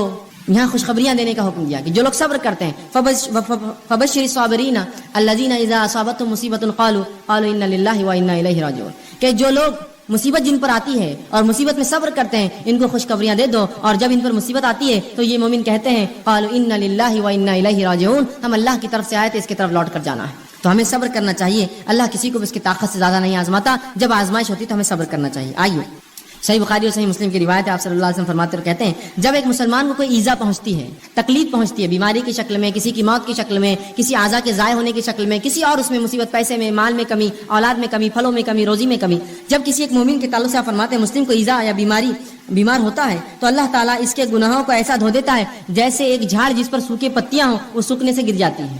ایک مومن کو جب تکلیف, مصیبت, بیماریاں آتی ہیں تو اللہ اس کے گناہوں کو ایسا اس سے الگ کر دیتا ہے جیسے کہ ایک جھاڑ جس کے پتے سوکھ چکے ہیں وہ اس سے الگ ہو جاتے ہیں. ایسے مومن کے گناہ جو ہے بیماری کی وجہ سے, مشکل اور تکلیفوں کی وجہ سے دور ہو جاتے ہیں. تو ہر تکلیف جو مومن کو ہے اگر صبر کرے تو باعث اجر بنتی ہے, اس کے گناہ اس سے جھڑ جاتے ہیں. اسی طرح سنن ابو داؤد کی روایت ہے. آئیے وہ لوگ جو بیمار رہتے ہیں, پریشان ہوتے ہیں, پریشان مت ہوئیے. سنیے نبی اکرم صلی اللہ علیہ وسلم کیا فرماتے ہیں اور کہتے ہیں. آپ فرماتے ہیں اللہ مسلمانوں کے گناہ بیماریوں کی وجہ سے دھو دیتا ہے. اللہ مسلمانوں کے گناہ بیماریوں کی وجہ سے دھو دیتا ہے, اس حد تک کہ جیسے سونا اور چاندی کے میل کو آگ الگ کر دیتی ہے, بیماریاں مومن سے اس کے گناہوں کو ویسی الگ کر دیتی ہے جیسے آگ سونے اور چاندی کے میل کو الگ کر دیتی ہے. آپ جانتے ہیں نا, سونے چاندی کو صاف کرنے کے لیے اس کو آگ میں ڈالا جاتا ہے, پگھلنے کے بعد سونا چاندی جو ہے رہ جاتا ہے اور غلاظت اوپر آتی ہے, اس سے نکال لی جاتی ہے. تو آپ فرماتے ہیں بیماریاں مومن کو ایسا پاک کرتی ہے گناہوں سے جیسا آگ سونے اور چاندی کے میل کچیل کو نکال دیتی ہے. تو جو مومن بیمار ہوتا ہے وہ اس کی طاقت کے مطابق اللہ بیماری دیتا ہے, اسے کام ہے وہ صبر کرے, صبر کرنے کا بدلہ زبردست پاتا ہے. اسی طرح جب انسان بیمار ہو جائے تو علاج کرانا مستحب اور سنت ہے. یاد رکھیے ہر شخص کوشش کرے علاج موجود ہو تو ضرور علاج کروائے, اس لیے کہ نبی اکرم صلی اللہ علیہ وسلم کی روایت ہے, سنن ابن ماجہ کی حدیث ہے کہ اللہ رب العزت نے ایسی کوئی بیماری نازل نہ کی سوائے اس کے کہ اس کا علاج نازل کیا, تو لہٰذا تم لوگ جو ہے علاج کراؤ. جو خطبے میں نے حدیث آپ کے سامنے, تو اس حدیث سے پتہ چلا ہمیں علاج کروانا چاہیے. اب جب پتہ چلا علاج کروانا چاہیے, اللہ نے ہر بیماری کا علاج نازل کیا ہے, اب اس معاملے میں کیا احتیاط کرے, کیسے علاج کرے. تو آئیے حرام چیزوں سے علاج کرانا یاد رکھیے جائز نہیں ہے. وہ چیزیں جن کو شریعت نے حرام قرار دیا ہے وہ چیزوں سے علاج جائز نہیں ہے. اس کے تعلق سے نبی اکرم صلی اللہ علیہ وسلم فرماتے ہیں, طبرانی کی روایت حدیث آپ فرماتے ہیں ان اللہ لم یجعل شفاءکم فیما حرم علیکم, جو چیزیں اللہ نے تم پر حرام کی ہے اللہ نے اس میں شفا نہیں رکھی ہے. سمجھ گیا بات کو, حرام اشیاء کے اندر اللہ نے شفا رکھی ہی نہیں ہے, اس میں کبھی فائدہ ہو ہی نہیں سکتا. گو تھوڑے وقت کے لیے ایسا لگتا ہو کہ فائدہ ہے لیکن وہ شفا کبھی نہیں دے سکتا, اس لیے کہ رسول اللہ نے فرما دیا جن چیزوں کو اللہ نے تم پر حرام قرار دیا ہے اس میں کسی قسم کی شفا نہیں رکھی ہے. تو لہٰذا وہ اشیاء جو حرام ہیں, نشے کی چیزیں ہو سکتی ہے, دیگر اور چیزیں ہو سکتی ہے جو شریعت نے حرام قرار دی, ان کو کر کے ہم یہ نہ سمجھیں کہ اس سے فائدہ ہو سکتا ہے, اس سے شفا مل سکتی ہے, پھر چاہے بیماری جو ہے وہ نفسیاتی ہو یا جسمانی ہو. یاد رکھیں حرام چیزیں کر کے شفا حاصل نہیں کی جا سکتی, رسول اللہ نے اس کی وضاحت کر دی. تو جب بھی اب مجھے اور آپ کو اگر ہم بیمار ہو جائے علاج کروانا ہے تو حلال چیزوں سے علاج کروانا پڑے گا, حرام چیزوں میں اللہ رب العزت نے شفا نہیں رکھی. اسی طرح اب کوئی شخص بیمار ہو جائے تو بیمار ہونے کے بعد یاد رکھیے قرآن و احادیث سے جو دم ثابت ہے, جو پڑھ کر پھونکنا چاہیے, دوا کے ساتھ یہ بھی کرنا چاہیے. جہاں حرام دواؤں کا استعمال یا حرام اشیاء کا استعمال دواؤں میں درست نہیں ہے, اس میں کوئی شفا نہیں ہے. اسی طرح یہ بات یاد رکھیے کہ انسان کبھی کبھار بیمار ہوتا ہے, بیماری ایسی ہوتی ہے کہ اس کو جو ہے جہاں دعا کی ضرورت ہے وہاں دوا اور دعا دونوں کی ضرورت ہوتی ہے. یاد رکھیں آج بہت سارے لوگ اس کی گواہی دیں گے, ایسے بہت ساری تھراپیز نکلی ہے جن تھراپیز میں یہ ہوتا ہے کہ صرف مریض کی آنکھ پر ہاتھ پھیرا جاتا ہے, صرف ہاتھ پھیرا جاتا ہے اور اس سے اس کو فائدہ ہوتا ہے. صرف ہاتھ پھیرتے ہیں, آپ جائیے ان کے پاس خالی ہاتھ پھیرتے ہیں, جبکہ نبی اکرم صلی اللہ علیہ وسلم نے اپنی زندگی میں تمام کام کر کے بتا دی. آپ لوگوں کے پاس جاتے, ان پر دعا پڑھ کر دم کرتے اور سہلاتے ان کو, وہ اعضاء کے اوپر ہاتھ رکھتے جہاں بیمار ہے. تو آج بہت سی تھراپیز ایسی بہرحال ڈیولپ ہو رہی ہے, دھیرے دھیرے الٹرنیٹ میڈیسنس آئیں گے مارکیٹ میں جس میں یہ ہے کہ صرف سہلایا جائے تو اس سے فائدہ ہو رہا ہے لوگوں کو. ٹھیک ہے, تو لوگ یہ سوچتے ہیں کہ خالی دم کرنے سے, پھونکنے سے کیا فائدہ ہوگا. بہت سارے فائدے ہوتے ہیں, اللہ کے کلام کا اثر ہوتا ہے, نبی اکرم صلی اللہ علیہ وسلم کو جو باتیں اللہ نے بتائی ان کلام میں اثر ہوتا ہے. تو اب اگر کوئی بیمار ہو جائے تو حرام چیزوں سے علاج نہ کرے. دوسرا, انسان اپنے نفس سے دم بھی کرے, سب سے پہلے اللہ سے پناہ طلب کرے اور پھر دنیاوی دوا کی طرف جائے. ہم سے جو کوتاہی ہوتی ہے وہ یہ ہے, ہم جو ہی بیمار ہوتے ہیں سب سے پہلے ہم کہتے ہیں کہ ڈاکٹر, بس ڈاکٹر کا نام لے کے بھاگ گئے اور سمجھتے کہ اب ڈاکٹر صاحب نے جو دیا اس سے شفا تو ہونا ہی ہے. سب سے پہلے یہ کہے اللہ تو نے مجھے بیماری دی, مجھے صبر دے, اس بیماری کا اجر دے, اور اپنے نفس کو دم کرے, جو دعائیں بتا گئی وہ کرے اور ساتھ میں دوا بھی کریے. آپ تو ہم دوا کا طریقہ کیا اپناتے ہیں, پہلے فوراً بھاگتے ڈاکٹر کے پاس, یہ سمجھتے ہیں مکمل 100% شفا اللہ نے اس کے ہاتھ میں رکھی ہے اور لہٰذا آپ جب یہ دوا دیں گا تو میں جو ہے مشفی شفا یاب ہو جاؤں گا, مجھے اس سے صحت مل جائیں گی. یاد رکھیے غلط. ہمیں سب سے پہلے اللہ پر توکل بھروسہ کر کے, اللہ سے دعا کر کے, وہ تمام باتیں جو نبی اکرم صلی اللہ علیہ وسلم نے قرآن میں بتائی اس کا استعمال کر کے ساتھ میں علاج کروانا ہے. یاد رکھیے خالی علاج پر آپ بھروسہ کریں گے تو اللہ رب العزت کبھی شفا نہیں دے گا. پھر اور جو آج ہماری کوتاہی ہوتی ہے, علاج جب ہم بیمار ہوتے ہیں سب سے پہلے سوچتے ہیں دواخانے گئے تو اچھے ہو جائیں گے, بلکہ کچھ لوگ تو نفسیاتی مریض ہوتے ہیں, خالی دواخانے کا چکر بھی مار کے آ تو بالکل ریلیکس ہو جاتے ہیں, بہت اچھا لگ رہا بولتے ہیں. اور کبھی کبھار تو خالی گولیاں آپ دے دیجیے ان کو بھی میٹھی اور کھٹی کھانے کے لیے بولتے ہیں بہت فائدہ ہو گیا, اتنا فائدہ ہوا کہ اسی کو انتہا نہیں. صرف جو نفسیاتی تھی. اگر آپ خالی نفسیاتی سوچ کر اتنا فائدہ محسوس کر سکتے ہیں تو سوال ہی جب اللہ پر بھروسہ رکھ کر وہ دعاؤں کو آپ دم کریں گے کتنا اللہ فائدہ دیں گا. آدھی بیماری کا مسئلہ تو وہیں حل ہو جاتا ہے. تو کوشش کرے کہ اپنے نفس پہ دم کرے. آئیے وہ تمام باتیں جو نبی اکرم صلی اللہ علیہ وسلم نے بتائی دم کے تعلق سے مختصر کچھ روایتیں آپ کے سامنے رکھتا ہوں. نبی اکرم صلی اللہ علیہ وسلم فرماتے اور کہتے ہیں دم کے تعلق سے لا باسا بالرقا ما لکم یکن فیہ شرک، کہ ایسے دم کرنے میں، ایسی چیز پڑھ کر دم کرنے پھونکنے میں کوئی حرج نہیں جس کے اندر شرک نہ ہو. اور خود نبی اکرم صلی اللہ علیہ وسلم بیمار ہوئے اور مرض الموت آپ کا جو تھا، آپ نے عائشہ رضی اللہ عنہا سے کہا کہ مجھے پڑھ کر دم کرو، اور مائی عائشہ رضی اللہ عنہا آپ صلی اللہ علیہ وسلم پر جو ہے سورہ فلق اور سورہ ناس پڑھ کر معوذتین پڑھ کر دم کرتی گئی، اور دم کرنے کے بعد اپنے ہاتھوں سے نبی اکرم صلی اللہ علیہ وسلم کو سہلاتی گئی، ہاتھ پھیرتی گئی. تو پتہ چلا دیکھیے رسول اللہ بیمار تھے، آپ نے دوا بھی کی، ساتھ میں دم بھی کرنے لگوایا. یہ ہمارے لیے بھی ہم بیمار ہو جائے تو دم کروائے. معوذتین خود پڑھی، خود نہ پڑھ سکے گھر والوں کو تاکید کرے کہ پڑھ کر مجھ پر دم کرو. تو کہا ایسے دم میں کوئی حرج نہیں جس میں شرک نہ پایا جاتا ہو، تو لہٰذا ہم اپنے آپ کو دم کروائے، وہ الفاظ میں شرک نہ ہو. اور قرآن حدیث میں اتنی بہترین دعائیں آ چکی ہیں، میں سمجھتا ہوں دوسرے رقیہ یا رقیہ کی ضرورت ہی نہیں ہمیں دم کرنے کی. وہ آپ پڑھ کے دم کیجیے، دیکھیے اسے کتنے فائدے ہوتے ہیں. اسی طرح لوگ جب بیمار ہوتے ہیں اور بیماری اگر دور نہ ہو تو سب سے پہلے جہاں بھاگا جاتا ہے، جو خیال جاتا ہے وہ کیا ہے؟ مثال کے طور پر ایک انسان کو بیماری ہے، اب بیماری ختم نہ ہو رہی ہے، اللہ کی لمبی آزمائش ہے، تو سب سے پہلے دھیان کیا جاتا ہے؟ دیکھو اب اسلام میں اس کا علاج نہیں ہے اور دواؤں میں اس کا علاج نہیں، اور جھاڑوں کے پاس اور پہاڑوں پر اور پتھروں پر اور جھرنوں پر پتہ نہیں کہاں کہاں جاتے ہیں اور مختلف قسم کے شرک کرتے اور سمجھتے ہو اس میں شفا ہے. یہ بات کی گواہی سب دیں گے. سب کے شریعت نے یہاں بھی رہنمائی کی، کہا بیماری اللہ کی طرف سے صبر کرو، اس کا بدلہ طلب کرو اور حلال چیزوں سے علاج کرو، اور جو دم کتاب و سنت ثابت وہ دم کرو، لیکن حرام کام نہ کرو. تو سب سے پہلا کام جو کرتے ہیں ہم لوگ تعویذ کی طرف سب سے پہلے متوجہ ہوتا ہے. یہ تعویذ یہاں باندھ لو تو ہاتھ کی بیماری دور، وہ تعویذ پیر پہ باندھ لو تو پیر کی بیماری دور، یہ تعویذ کمر پہ باندھ لو تو کمر کا مسئلہ حل ہو گیا، یہ تعویذ کو سر پہ باندھو تو یہ مسئلہ ہو گیا، یہ کڑا پہننے سے بیماری دور رہتی، فلاں کڑا ہاتھ پہ باندھنے سے یہ، چاندی کا کڑا پیر میں ڈالے تو یہ ہوتا، کان میں ایک بالی ڈالے تو مرغی کا مرض دور ہو جاتا، فلاں کرے تو فلاں ہوتا، ناک ٹوچ دیے تو فلاں ہوتا، اور ہم اقسام کے وہاں کڑا لگا دی تو یہ ہوتا، یہاں چھلا ڈالے تو فلاں ہوتا، وہاں بلا اگر رکھے چاندی کا تو وہ مسئلہ ہو جاتا، وہاں گھوڑے ہوتے ہیں گھوڑے بنے ہوئے پتہ نہیں ہاتھی بنے ہوئے لے جا کر اور جو بلے رکھتے ہیں چاندی کے، یہ ڈالنے سے فلاں ہوتا، وہاں قفل ڈالنے سے یہ ہوتا، وہاں تاگا باندھنے سے مسئلہ ہوتا، یہاں کوڑی اور سیپی رکھنے سے یہ مسئلہ ہو جاتا، وہ دھاگا کالا یوں باندھنے، یہ پیلا دھاگا، دانت نکلنے کے لیے بچوں کی آسانی ہو تو فلاں پتہ نہیں تعویذ پہنا دیا جاتا، ہاتھ میں فلاں رکھے تو نظر نہیں لگتی. یہ تمام فالتو باتیں، یہ خرافات، یاد رکھیے تمام حرام چیزیں ہیں. نبی اکرم صلی اللہ علیہ وسلم نے جہاں پڑھ کر دم کرنے کا حکم دیا وہیں تعویذ اور گنڈوں کی حرمت یاد رکھی بیان کی کہ یہ تعویذات کچھ نہیں کر سکتے انسان کو. آئیے جو لوگ تعویذات پہنتے بیماری کے علاج کے لیے، سنیے نبی اکرم صلی اللہ علیہ وسلم کیا فرما رہے ہیں. آپ نے مسند احمد کی روایت فرمایا اور کہا من علق تمیمۃ فقد اشرک، جس نے کسی بیماری کے علاج کے لیے، کسی فتنے سے بچنے کے لیے، شیطانی وسوسوں سے بچنے کے لیے، کسی آفت کو ٹالنے کے لیے، کسی اچھائی کو لانے کے لیے تعویذ لٹکا لیا، من علق تمیمۃ فقد اشرک، اس نے شرک کیا. اندازہ لگا رہے ہیں آپ شرک کسو کہتے ہیں؟ اللہ کے ساتھ اس تعویذ کو شریک کیا. ابھی تعویذ کی شکل تاگے ہو سکتے ہیں، دھاگے ہو سکتے ہیں، کڑے ہو سکتے ہیں، مالے ہو سکتے ہیں، سیپی ہو سکتے ہیں، کوڑیاں ہو سکتے ہیں، اور پتہ نہیں کیا کیا، انسانی کھوپڑی کی ہڈیاں ہو سکتی ہے، جانوروں کی جو جلدیں ہو سکتی ہے، الو ہو سکتا ہے، کوا ہو سکتا ہے، تیتر بٹیر، کچھ بھی پتہ نہیں. لوگ کہتے ہیں یہ کرنے سے بہت فائدہ ہوتا ہے، فلاں کرو، الو کو کاٹ کے ذبح کرو تو یہ ہوتا ہے، بڑواغل کو فلاں کرو تو یہ ہوتا ہے، فلاں چیز کی تمام حرام چیزیں. یا کوڑی لگا دی تو یہ ہوتا ہے، سیپی ٹھوکے تو یہ ہوتا ہے، مالے سے ہوتا، کنکر سے ہوتا، موتی سے ہوتا، سیپی سے ہوتا، یہ تمام حرام. جس نے اس عقیدے سے کوئی ایسی چیز لٹکا لی کہ اس سے برائیاں دور ہوتی ہے، بلائیں دور ہوتی ہے، آفتیں دور ہوتی ہے، اچھائی آتی ہے، بیماریاں جاتی ہے، تو کہا من علق تمیمۃ فقد اشرک، اس نے شرک کیا، وہ اللہ کے ساتھ اس نے اس تعویذ کو شریک کر دیا. اب بہت سے لوگ بولتے تاگا تو ہے، کیا ہوتا ہے یہ تاگا؟ اگر ہاتھ پر رہ گیا اور مر گئے تو آخرت میں اللہ رب العزت رب نہ ہوا، آخر میں اللہ کہیں گا اس تاگے سے ہی مانگ لے جو مانگنا ہے، میرا بندہ تو کہاں تھا، تو نے تو اس پہ اعتقاد رکھا، کیا برا حال ہوگا. آئیے سنیے نبی اکرم صلی اللہ علیہ وسلم آگے کیا فرماتے. مسند احمد کی یہ بھی روایت آپ فرماتے من علق تمیمۃ فلا اتم اللہ له ومن علق ودعۃ فلا ود اللہ له. سنیے اللہ کے رسول فرماتے ہیں جو تعویذ گلے میں لٹکا دے اللہ اس کی کبھی مراد پوری نہ کرے. رسول اللہ بدوا دے رہے ہیں اس کو. جو تعویذ گلے میں لٹکا لے اللہ اس کی مراد کبھی پوری نہ کرے. اور جو کوڑیاں اور سیپیاں، نبی اکرم صلی اللہ علیہ وسلم کے زمانے میں لوگ جانوروں کی چیزوں کی حفاظت کے لیے کوڑی اور سیپی لٹکاتے، مطلب تعویذ لٹکاتے بیماری نہ آنے کے لیے، کوڑیاں اور سیپی لٹکاتے کہ برائی نہ آئے، خیر کو لانے والا. تو کہا جو کوڑی اور سیپی لٹکا لے، آپ فرماتے ہیں جو لٹکا لے اللہ رب العزت اسے کبھی آرام نہ دے. جو تعویذ لٹکا لے اللہ رب العزت آپ فرما رہے ہیں کہ اس کو جو ہے کبھی جو ہے اللہ کے رسول فرماتے ہیں کہ اس کی مراد پوری نہ کرے اللہ، جس نیت سے ٹانگ کبھی نہ کرے. اور جو سیپی لٹکا لے، کوڑیاں اس زمانے میں لوگ لگاتے تھے تاکہ اسے خیر آئے، فرمایا اللہ اس کو کبھی آرام نہ دے. اسی طرح آپ صلی اللہ علیہ وسلم نے مسند احمد کی روایت ہے ایک شخص کو دیکھا جس کے ہاتھ میں ایک ڈنڈ پر ایک کڑا تھا. بہت سے لوگ پہنتے نا چاندی کے کڑے، چھلے، پتہ نہیں مالے، گلے میں دھاگے، تاگے. سن لیجیے وہ لوگ غور سے سنیے. نبی اکرم صلی اللہ علیہ وسلم ایک شخص کو دیکھا کہ ہاتھ میں اس کے کڑا تھا ڈنڈ پر.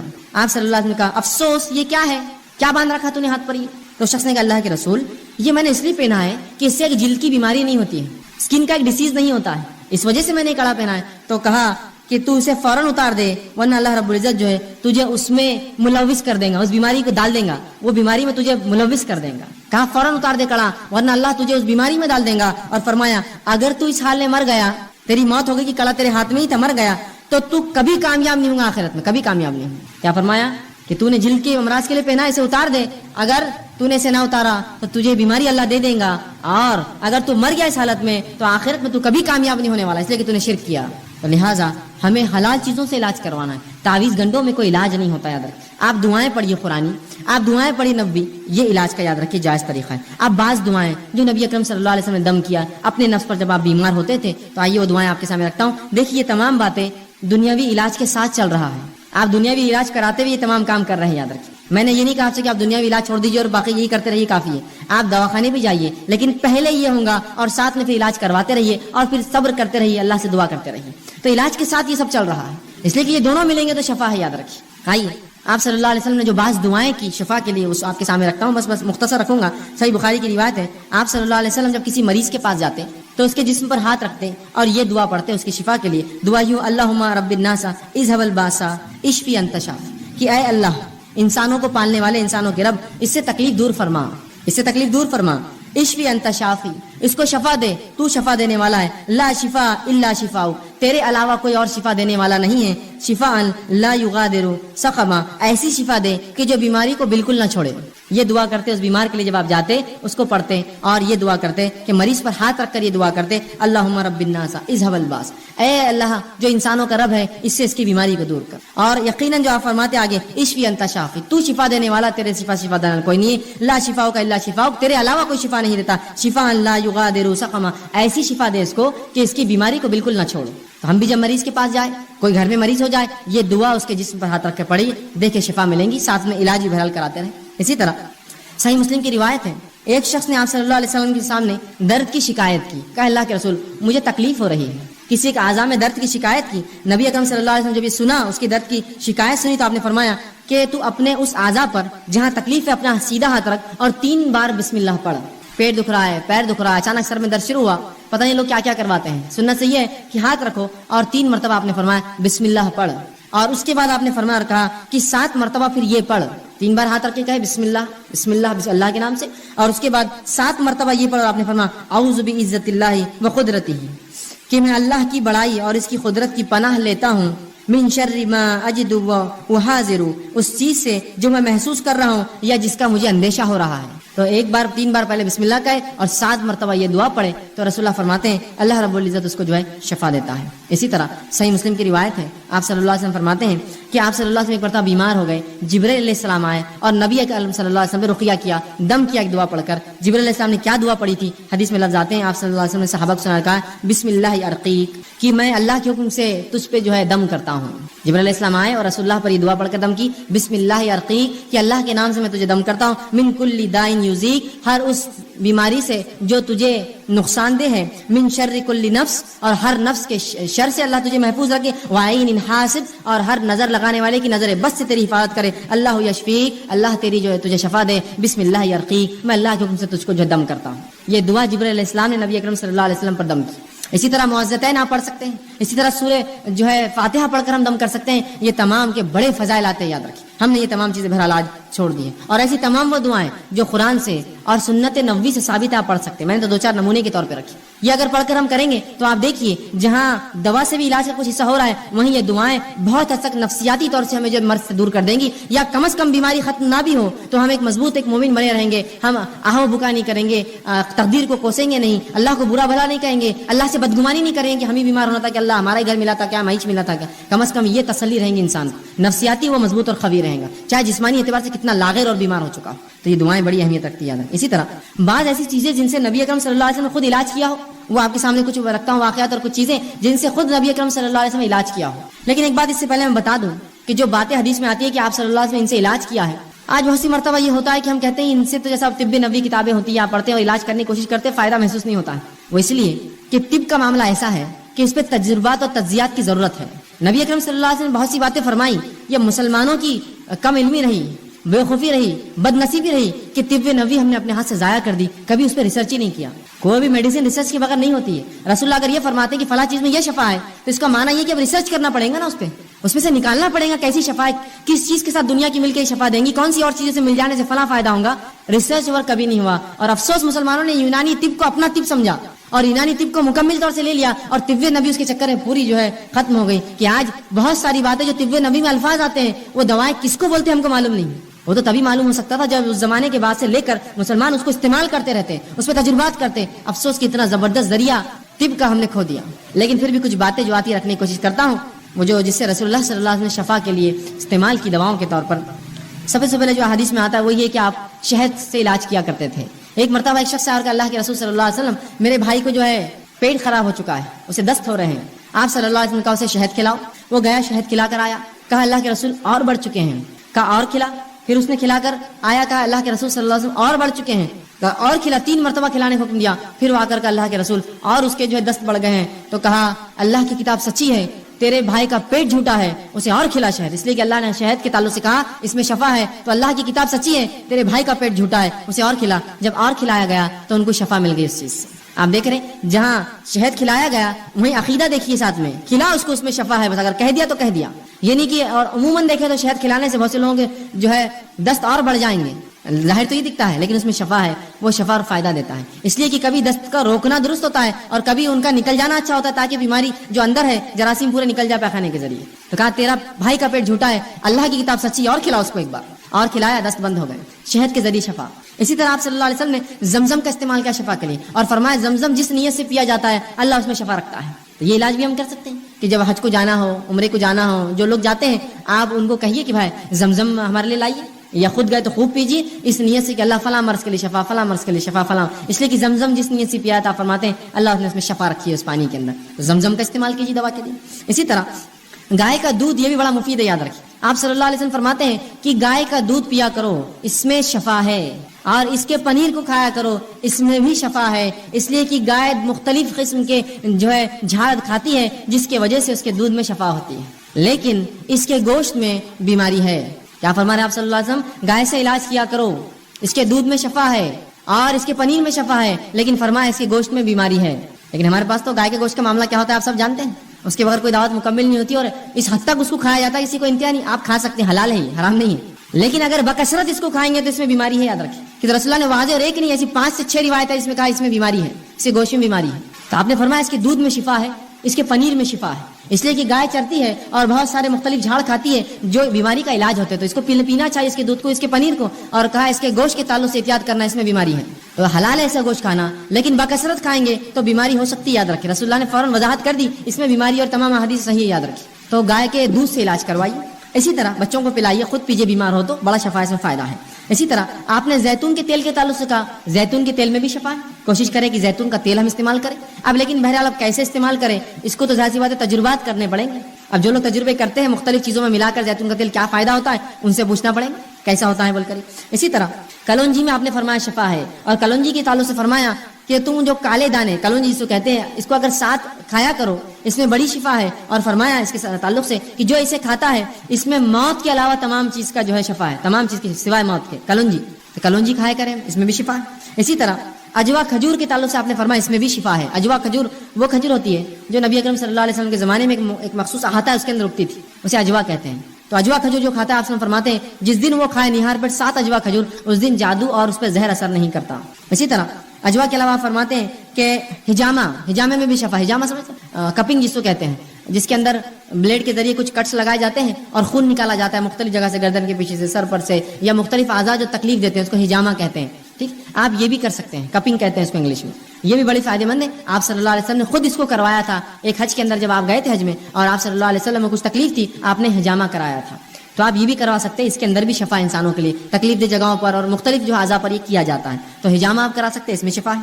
इसी तरह आप सल्लल्लाहु अलैहि वसल्लम ने कहा सुरमे के ताल्लुक से सुरमा लगाया करो, इससे आंखें जो है साफ रहती हैं। तो सुरमा भी एक किस्म का जो है आंखों की हिफाजत के लिए आप बिल्कुल लगा सकते हैं, इसमें कोई हर्ज नहीं, और ये भी सुन्नत नबी है कि आप सल्लल्लाहु अलैहि वसल्लम सुरमा लगाते थे। ठीक है। इसी तरह ठंडे पानी से बुखार का इलाज आप सल्लल्लाहु अलैहि वसल्लम करते थे। आप फरमाते थे कि बुखार शैतान की तरफ से, शैतान आंख से बना है, लिहाजा ठंडे पानी से बुखार का इलाज करो। और ٹھنڈے پانی سے جو آپ جسم کو دھوتے یا ٹھنڈے پانی سے آج بھی دیکھیے بخار اگر بڑھ جائے ڈاکٹر کہتا ہے پٹیاں رکھیے سر پر ٹھنڈے پانی کی، تو ٹھنڈے پانی سے آپ بخار کا علاج کرتے ہیں.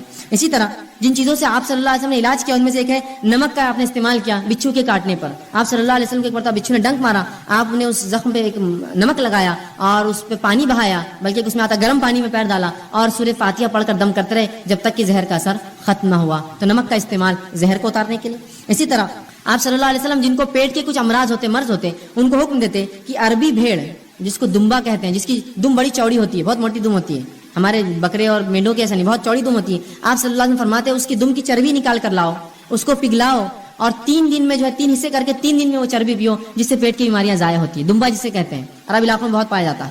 تو آپ صلی اللہ علیہ وسلم چربی سے علاج کا حکم دیا. اسی طرح راکھ سے بھی آپ صلی اللہ علیہ وسلم علاج کروایا. آپ صلی اللہ علیہ وسلم جنگ احد کے اندر جب آپ کو کچھ زخم ہوئے تو فاطمہ رضی اللہ عنہا نے کھجور کے پتوں کو جلایا اور اس کے جلنے کے بعد جو راکھ تھی اس راکھ کو جو زخم پہ لگا کر اس پہ پٹی لگائی. تو یہ بھی جو ہے اس سے بھی آپ صلی اللہ علیہ وسلم نے شفا طلب کی. تو یہ وہ تمام کچھ چیزیں تھیں جو احادیث میں ملتی ہے. میں نے کچھ مختصر جو میرے سامنے واضح تھی میں نے آپ کے سامنے رکھنے کی بہرحال کوشش کری. ان چیزوں کے ذریعے آپ نے طلب کی. اس کا مطلب یہ ہوا کہ یہ چیزوں کے ذریعے اور بھی جو حلال چیزیں ہم سب ان کو استعمال کر سکتے ہیں علاج کے طور پہ. جہاں دعائیں بھی پڑھی آپ نے، قرآنی آیتیں بھی پڑھی، صورتیں بھی پڑھی، وہیں جو ہے دنیاوی علاج بھی کیا، شہد بھی کھایا اور زمزم بھی پیا اور ساتھ میں جو ہے کھجور بھی کھائے اور سرما بھی آپ لگاتے تھے، حجامہ بھی آپ نے کروایا اور باقی بہت سی چیزوں میں حکم دیا کہ فلاں کرو فلاں کرو اور فلاں کرو. تو پتہ چلا جائز اشیاءوں سے میں اور آپ علاج کر سکتے ہیں، پھر چاہے وہ کیمیکل کے فارم میں ہو آج کل یا کوئی اور فارم میں، بس جائز ہونا یہ شرط ہے. اسی طرح اب اگر ہم بیمار ہو جائیں تو مومن اور کافر دونوں سے علاج کروا سکتے ہیں. یاد رکھیے، مطلب ڈاکٹرز کے پاس جانا پڑے گا، آپ کو طبیب کے پاس جانا پڑے گا. تو مومن اور کافر دونوں سے علاج درست ہے، یاد رکھیے اس میں. اسی طرح کچھ ایسے پیچیدہ مسائل ہوتے ہیں جن میں ڈاکٹرز اور علماء دونوں کی ضرورت ہوتی ہے. تو یہاں آپ علماء سے بھی فتوے لیں گے اور ڈاکٹر سے بھی مشورے لیں گے. جیسے مثال کے طور پر کسی کو ٹی بی معاف کرنا، کسی کو شوگر ہے. اب شوگر سے روزوں کا کیا معاملہ ہے کہ وہ روزے نہیں رکھ سکتا، تو پہلے وہ جو ہے کسی مسلم عالم کے پاس جائیں گا یا پہلے ڈاکٹر کے پاس جائیں گا. شوگر کتنی ہے، کیا اس شوگر میں روزہ رکھنے کا نقصان ہو سکتا ہے، وہ پہلے معلومات لیں گا. جب وہ معلومات مل گئی کہ نہیں رکھ سکتا ڈاکٹر کہہ رہا ہے، پھر عالم کے پاس جائیں گا، اس کو بتائیں گا کہ ڈاکٹر نے یہ کہا میری بیماری کے تعلق سے. پھر عالم اس پر فتوا دیں گا اس کا کہ ٹھیک ہے آپ نہ رکھیں یا رکھیں. ٹھیک ہے، سمجھ رہے ہیں بات. کچھ فیلڈز ایسے ہوتے ہیں کہ جس میں دونوں کا آپ کو مشورہ لینا پڑے گا اور اس کے بعد ہی آپ جو ہے آگے بڑھیں گے. ٹھیک ہے. اسی طرح ہم دیکھتے ہیں کہ صحابہ کے علاج کے لیے صحابیات بھی کرتی تھی. بہت سے لوگ یہ سمجھتے ہیں کہ عورت ڈاکٹر سے مرد علاج نہیں کروا سکتا، مرد ڈاکٹر سے عورت علاج نہیں کروا سکتی. اس حد تک اس کو شدت سے لیتے ہیں کہ آدمی مرنا پسند کرتے ہو لیکن جو علاج کرنا نہیں. ارے بھائی زندگی ہوں گی تو باقی سب اعمال ہوں گے نا. زندگی اول ہے، پہلے زندہ رہیے پھر دیکھا جائے گا اعمال کا. تو یہاں آپ دونوں سے کروا سکتے ہیں. اس کے لیے دلیل میں دیتا ہوں، سنن ابن ماجہ اور صحیح بخاری کی روایتیں، کئی روایتیں ملتی ہیں جس میں یہ آتا ہے کہ صحابیات یہ فرماتی ہے کہ ہم جہاد میں جاتی، پیچھے رہتی، زخمیوں کو اٹھاتی، مرہم پٹی کرتی، پانی پلاتی اور جو زیادہ زخمی ہوتی ہے ان کو واپس شہر بھیجتی. عورتیں کرتی یہ کام. زخمیوں کی مرہم پٹی عورتیں کریں گی تو کیسے کریں گی؟ ظاہر سی بات ہے وہ اپنے ہاتھوں سے کریں گی نا. مرہم پٹی کریں گی، علاج کریں گی. تو صحابیات ہی کرتی تھی. تو پتہ چلا عورتیں مرد کا علاج کر سکتی ہیں. تو اس کا مطلب یہ مرد عورتوں کا علاج بھی کر سکتے ہیں. ٹھیک. بہرحال احتیاط اس میں ضروری ہے کہ خامخواہ کو خوشی سے عورتوں کے پاس نہ جائے علاج کروانے. نہیں ادھر کہاں جا رہے، ادھر چلو ادھر جائیں گے. یہ غلط ہوگا، اس لیے کہ حرام ہے. آپ خامخواہ کیوں جا رہے ہیں؟ اور اسی طرح خامخواہ کو عورت مرد کے پاس نہ، جبکہ عورت موجود ہے. نہیں وہ بہت ہی نکچڑی دکھتی ہے، ہم کو فلاں کرتی ہے، آدمی کتنی اچھی باتیں کرتے ہیں اپنے سے، فلاں نہیں جا سکتے آپ. اس کا نکچڑا پن درست ہے آپ کے لیے، لیکن کسی آدمی کے پاس آپ نہیں جائیں گے عورت کے ہوتے ہوئے. ٹھیک. تو یہ بہرحال ترجیحات ہوں گی. اسی طرح جب بیماری جب انسان کو ہوتی ہے تو بیماری سے پہلے احتیاط ضروری ہے. انگلش میں بھی ایک مثال ہے، prevention is better than cure. علاج سے زیادہ بہتر ہے کہ آپ احتیاط کریں. شریعت بھی احتیاط کا حکم دیتی ہے، یاد رکھیں. یہ ان لوگوں کے لیے خاص طور سے جو کہتے ہیں ارے بیماری کچھ نہیں، اللہ دینا چاہیں گے، جو کرنا ہے کرو، کوئی سردی نہیں ہوتی، کوئی بارش نہیں ہوتی، کوئی دھوپ سے مجھے کچھ نہیں ہوتا، کوئی بیماری میں کچھ نہیں ہوتا، میں کچھ بھی ہے نا. اس حد تک بڑھ جاتے ہیں کسی کو حد نہیں. ایک صاحب کو میں نے دیکھا، کہا اللہ پر میرا بھروسہ ہے، میں کمزور ایمان کا نہیں ہوں. اور ایک آدمی جس کی آنکھ آئی ہوئی تھی، اس کی آنکھ کا چھپا نکال کے اپنی آنکھ میں ڈالا، اس کا میل نکالے، کہا ہاں میں اللہ پر بھروسہ رکھنے والا مومن ہوں. بولے نہیں ہوتا. یاد رکھیے یہ توکل یہ غیر شرعی توکل ہے، غیر شرعی توکل ہے. اس لیے کہ ان کے پاس ایک دلیل تھی. نبی اکرم صلی اللہ علیہ وسلم نے فرمایا کوئی بیماری چھوت نہیں ہوتی، ہاتھ لگانے سے نہیں پھیلتی، کوئی بیماری خود سے نہیں پھیلتی. حدیث کے الفاظ ہے کہ کچھ چیزیں کچھ بھی نہیں ہیں، کچھ چیزوں کی کوئی حقیقت نہیں. اس میں ایک فرمایا چھوت کوئی بیماری نہیں ہوتی، چھونے سے کوئی بیماری نہیں ہوتی. لیکن کس معنی میں سمجھنا پڑے گا نا. اپنے ڈھنگ سے سمجھیں گے تو پھر یہ ایسے بے خوفان حرکتیں کرتے ہیں. احتیاط ضروری ہے. آئیے میں مثال دیتا ہوں احتیاط کی. صحیح مسلم کی روایت ہے، آپ صلی اللہ علیہ وسلم نے بیمار اونٹوں کے باڑوں کو الگ بنانے کا حکم دیا اور صحت مند اونٹوں کے باڑے الگ بنانے کا حکم دیا. آئیے اس حدیث میں رسول اللہ جانوروں کو جو بیمار ہے الگ رکھو بول رہے صحت مند جانوروں سے. حدیث میں کہ کچھ اونٹوں کو خراش کھجلی کی بیماری ہو گئی تھی تو رسول اللہ نے کھجلی والے اونٹوں کو بغیر کھجلی والے اونٹوں سے الگ رکھا، مطلب دونوں کے باڑے الگ کیے. اس سے کیا پتہ چل رہا ہے؟ احتیاط. آپ نے یہ کیا کہ دونوں اونٹوں کو ملو ایک دوسرے سے لے جا کر، کیا ہوتا دیکھیں گے، اللہ جس کو دینا چاہے دیں گے. نہیں، جب جانوروں میں اتنی احتیاط کی کہ ان کے باڑے الگ کر دیے تو انسانوں میں بدرجہ اولا یہ احتیاط ضروری یاد رکھیے. جب جانوروں میں اتنی احتیاط کی گئی تو انسانوں میں کتنی احتیاط کی ضرورت ہے ہمیں اور آپ کو؟ کرنا چاہیے. احتیاط میں کوئی حرج نہیں. ہاں چھونے سے کوئی بیماری نہیں ہوتی، اس کا معنی کیا پھر حدیث میں؟ آئیے میں وہ بھی اس کی وضاحت کر دیتا ہوں. جو آپ صلی اللہ علیہ وسلم نے کہا کوئی بیماری متعدی نہیں ہوتی، چھونے سے نہیں پھیلتی، اس کا کیا معنی ہے وہ سمجھاتا ہوں. اس کا معنی یہ ہے کہ عربوں میں ایک عقیدہ تھا. نبی اکرم صلی اللہ علیہ وسلم کے زمانے میں ایک بدعقیدگی تھی لوگوں میں. وہ یہ تھی، وہ کہتے تھے کہ بیماری خود سے جانے کی طاقت رکھتی ہے ایک دوسرے کے اندر. خود سے اس کے نفس کے اندر یہ طاقت ہوتی ہے کہ جس کو چاہے لگ سکتی ہے. اس کے توڑ میں رسول اللہ نے فرمایا بیماری میں خود سے لگنے کی طاقت نہیں ہوتی، اللہ جس کو چاہتا ہے دیتا ہے. سمجھ رہے آپ بات؟ جو رسول اللہ نے فرمایا چھوت کوئی چیز نہیں ہوتی، ٹھیک ہے، کہ بیماری متعدی خود بخود نہیں پھیلتی. اس کا معنی کیا ہے؟ جو مشرکین مکہ کا عقیدہ تھا کہ بیماری میں سیلف یہ طاقت ہوتی ہے، اللہ نہیں، اس میں طاقت ہوتی ہے کہ جس کو چاہتی ہے لگ جاتی جا کر. اس کا رد کیا اور کہا نہیں. اور اس کی دلیل یہ ہے کہ صحیح مسلم کی حدیث ہے، ایک شخص آیا کہ اللہ کے رسول اس کے بیمار اونٹوں کی وجہ سے میرے اونٹوں کو کھجلی ہو گئی، ٹھیک، خراش ہو گئی، اس کو کھجلی ہو گئی. تو آپ صلی اللہ علیہ وسلم نے فرمایا اچھا ٹھیک ہے، اس کے اونٹوں سے تیری اونٹ کو ہوئی، ٹھیک ہے، اس کے اونٹوں کو کس سے ہوئی؟ تو کہا اس کے اونٹوں سے ہوئی. اچھا کہا اس کے اونٹوں کو کس سے ہوئی؟ تو کہا اس کے اونٹوں سے ہوئی. کہا پہلے اونٹ کو کس سے ہوئی؟ تو کہا اللہ نے دی. تو کہا سب کو اللہ نے دی، کوئی اونٹ کو پھیلی نہیں، سب کو اللہ نے دی. سمجھے آپ بات کو؟ جو عقیدہ تھا اس زمانے میں لوگوں کا کہ بیماری خود سے طاقت رکھتی پھیلنے کی، اللہ کے رسول نے اس کا نفی اور انکار کیا اور کہا ویسا نہیں، اللہ جس کو چاہتا ہے اس کو بیماری دیتا ہے. کہا وہ پہلے اونٹ کو کس نے بیماری دی؟ تو کہا اللہ نے. تو کہا تیرے اونٹ کو بھی اللہ نے دی، اس پہ الزام مت لگا. سمجھ رہے ہیں بات کو؟ لیکن احتیاط اپنی جگہ آپ نے کروائی. کہا صحت مند اونٹوں کو خراش والے کھجلی والے اونٹوں سے الگ رکھو. تو جب جو ہے بیمار جانوروں میں اتنی احتیاط ہے تو انسانوں میں کتنی احتیاط کی گئی؟ تو بالکل احتیاط کیا جا سکتا ہے، لیکن احتیاط حد سے زیادہ نہ بڑھے کہ مثال کے طور پر آپ کو چھینک آ رہی تھی، آپ میرے پاس آپ کو زکام تھا اور مجھے بھی چھینک آئی، دیکھو تمہارا وجہ سے میرے کو بیماری ہو. نہیں، اللہ نے دی. احتیاط الگ چیز ہے، لیکن ہوتا ہے نا ماں باپ ہے، بچہ بیمار ہے تو کیا اس سے احتیاط کر کے اس کو الگ کر دیں گے؟ بھائی ہم نہیں رہتے، دواخانے میں ڈال دو اس کو لے جا کر. نہیں، رہیں گے ساتھ.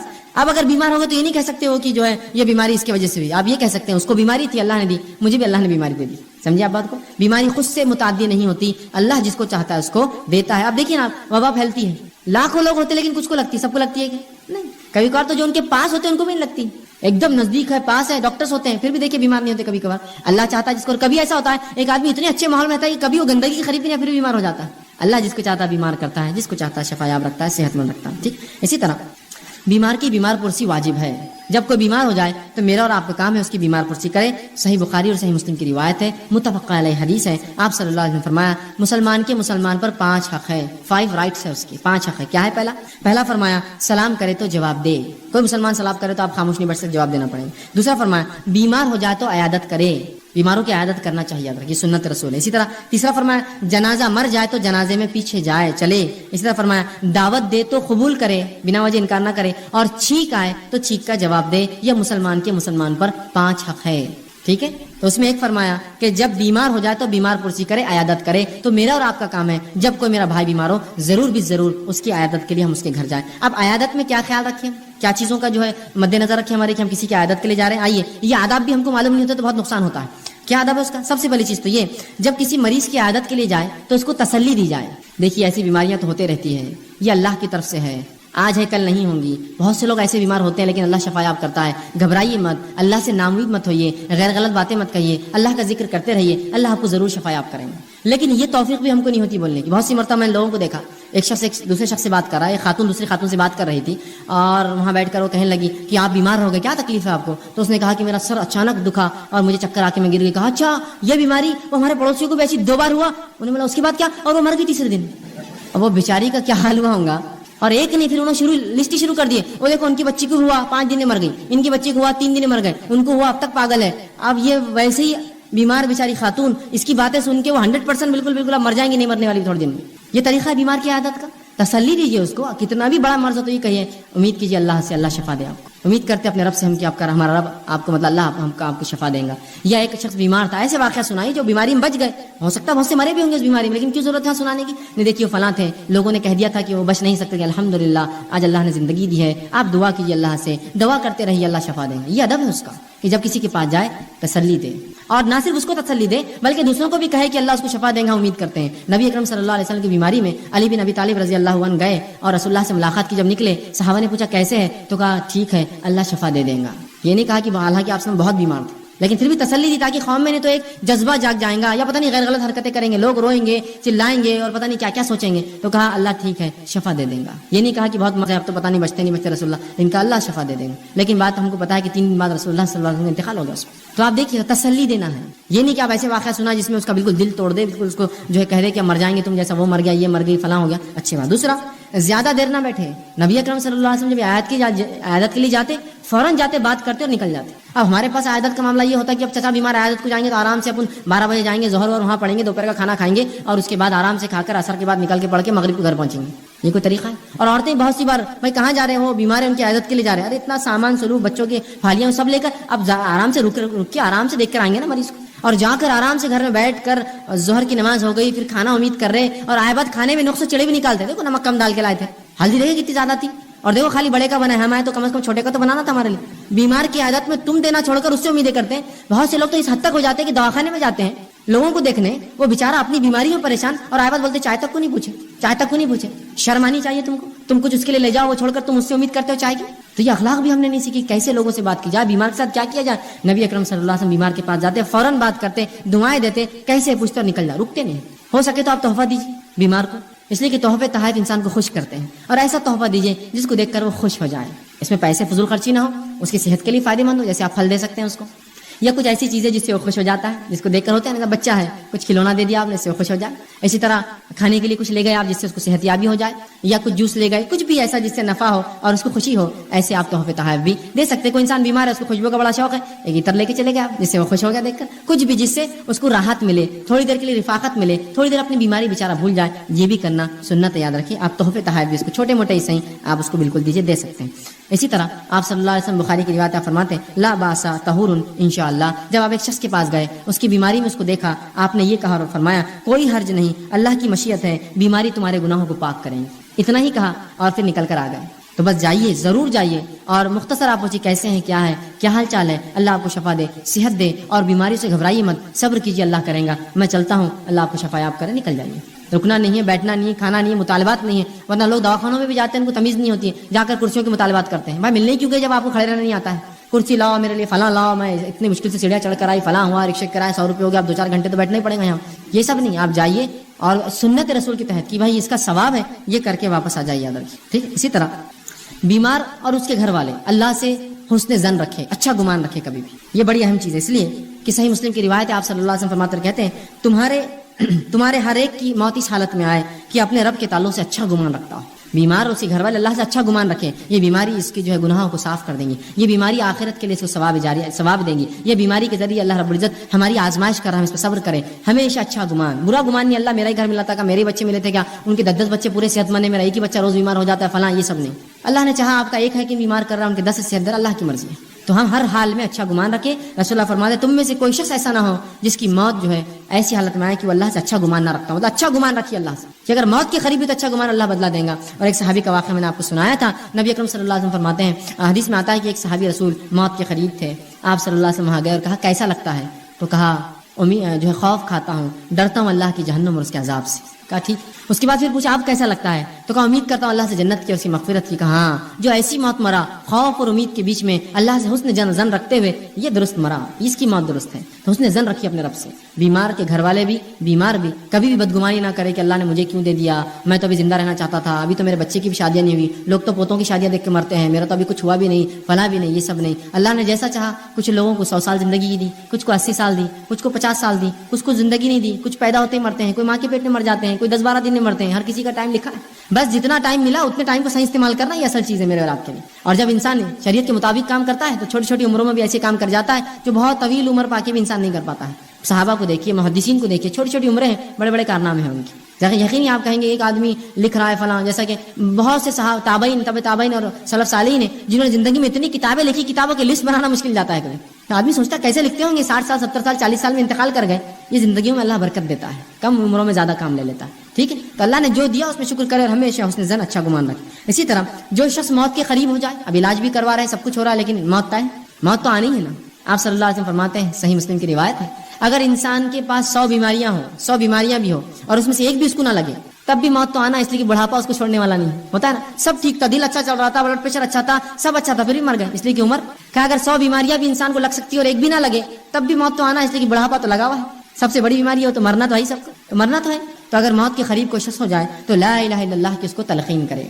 تلقین مطلب اس سے کہے کہ لا الہ الا اللہ پڑھو, اور خود بھی وہاں لا الہ الا اللہ محمد رسول سے پڑھے, تاکہ اگر وہ ہوش میں نہ بھی ہو تو اپنے ہوش میں آنے سے پہلے, یا اسے کان سنتے رہتے ہیں, کبھی کبھار آدمی کی آنکھیں بند ہوتی ہے, وہ بھی کلمہ پڑھنا شروع کر دے لا الہ الا اللہ. تو تلقین کیا کیجیے، یہ ایک اچھا عمل ہے۔ اور آپ صلی اللہ علیہ وسلم نے اس کے تعلق سے فرمایا اور کہا، صحیح مسلم کی حدیث ہے، لقنوا امواتکم لا الہ الا اللہ، تلقین کرو اپنے موت کے قریب لوگوں کو لا الہ الا اللہ۔ اور آگے فرماتے ہیں، وہ سنن ابو داؤد کی روایت میں ہم نے فرمایا، من کان آخر کلامہ لا الہ الا اللہ دخل الجنہ، جس کا آخری کلمہ یہ رہا لا الہ الا اللہ، وہ جنت میں جانے والا ہے۔ اس لیے کہ میں نے جیسا اس سے پہلے بتایا تھا، جیسی موت ہوں گی ویسا اٹھیں گا، کلمہ پڑھتے ہوئے مرا کلمہ پڑھتے اٹھیں گا، طواف کے دوران مرا طواف کی حالت میں اٹھیں گا، جہاد کی حالت میں مرا مجاہد اٹھیں گا، ظاہر سی بات ہے، نماز کی حالت میں مرا نمازی اٹھیں گا، سجدے کی حالت میں سجدہ لا الہ پڑھتے لا الہ، گانا گاتے ہوئے مرا تو گانا گاتے اٹھیں گا، شراب کی حالت میں مرا شرابی اٹھیں گا، زنا کی حالت میں مرا زانی اٹھیں گا، بدکاری میں اور گناہ میں مرا تو گناہ میں اٹھیں گا، سیدھی سی بات۔ تو کہ من کان آخر کلمہ، جس کے آخری کلمات یہ لا الہ الا اللہ دخل الجنہ، اس کے لیے تو پھر جنت۔ ایک حدیث میں فرمایا، جس کا اول کلمہ